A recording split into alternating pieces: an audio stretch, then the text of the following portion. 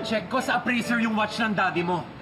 8 ang original serial number ng Romanati. Sobra ito ng 2! Oh my God, can you calm down? What are you talking about? Can I see?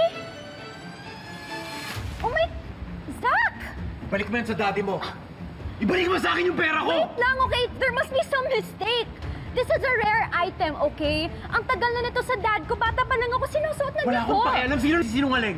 Ikaw yung appraiser. Asan yung pera? It's gone. I don't have it. How could you lose all the money in just a week? I paid my credit card and then the rest, I just treated myself to some me time. I mean... I want my money back! Wala akong pakialam kung paano mo ako mababayaran. Wala akong pakialam kahit ibenta mo yung kidney mo. Gawin mo yun! Yana, you don't want to be on my bad side.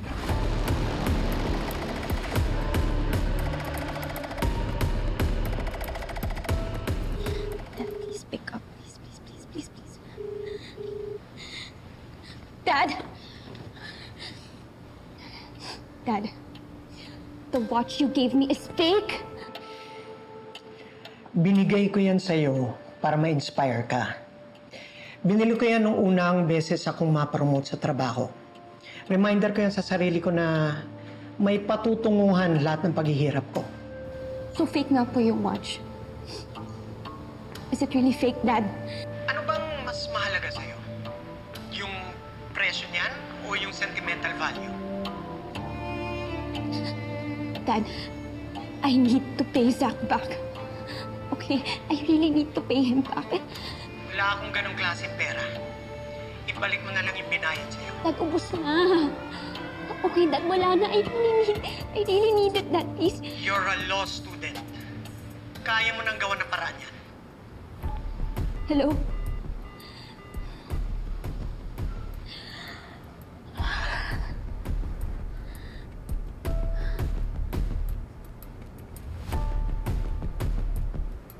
Jens, what's wrong? Do you miss Uncle Charlie again? Yeah? Yeah. Don't worry, just, keep in mind that he's sacrificing a lot for you. Para mabili mo lahat ng gusto mo.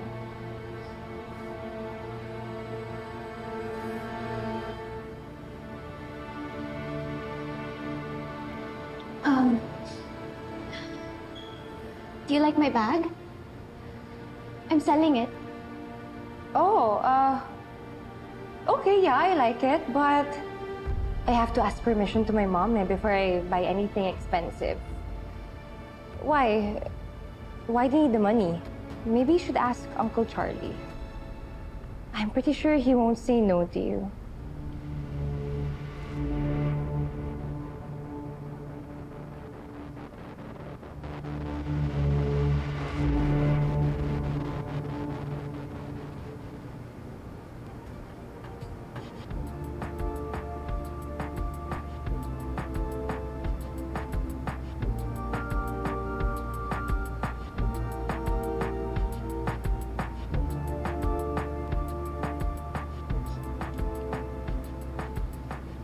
Sabi nila nakakatulong daw apple juice sa pag-review.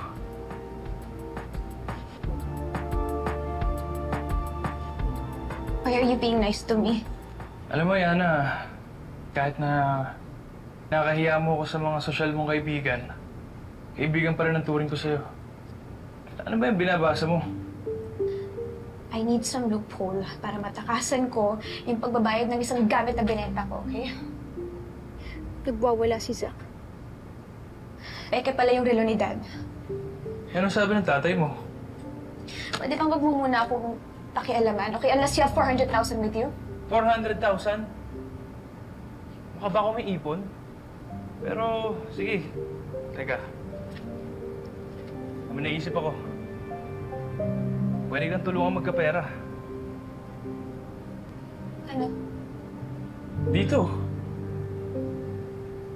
Dito? Saan? Pwede kita ipasok dito as waitress. Opening kami ngayon eh. Sakto. Waitress? Alam mo, kahit waiter lang ako dito, ayos ang sweldo ko. At Tsaka maraming customer dito malalaki mag-tip.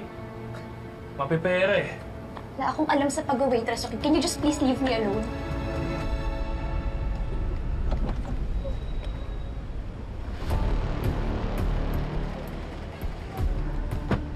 Ako na pala tumatambay, Ana. Hindi ka na kasi pumupunta sa bistro eh. Bakit?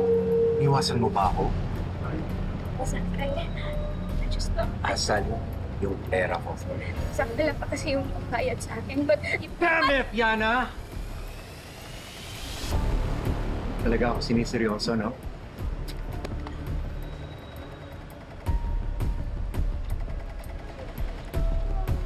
Siguro naman yan, seryosohin mo na ako. Sorry. I just need time. I just need time. I promise I will bring it back, okay? I just...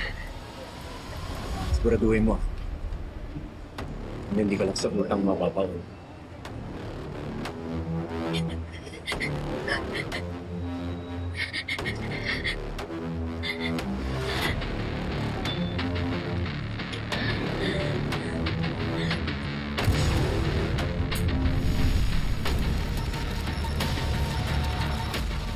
I really don't know what happened, Inspector. Maybe it was an accident or maybe someone caused the fire. Pero kung merong magnanadyan ng sulog, dapat managot sila. Dura like said Lex. The law is harsh, but it is the law.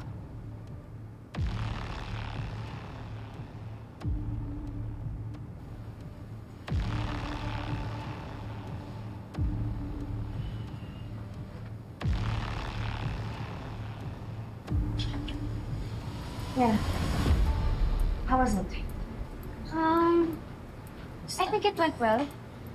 I just told him about the fire sa gym and wala naman din akong kilalang may galit kay Zach, so... Pwede na to tayo umuwi? Yes, please. I can't be seen here. Gosh. I guess. Tara na. Ano? Punta na ako dyan, ha?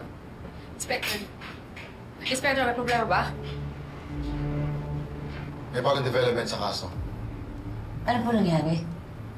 Zach Zamora is dead. Hindi na to arson case. Isa na tong murder investigation. Excuse me.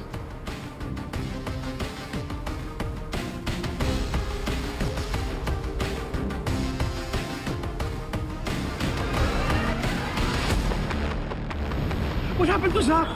Paano siya nasunog? Bakit siya nasunog? Sino gumawa nun? Sino? Who did it? Who did this to my son? Spontaneous human combustion daw yung cause of death niya. Tingin ko yun talaga. Sorry. I'm sorry. I'm so sorry. Bakit ka nagsasorry? Ano kasalanan mo kay Mr. Zamora?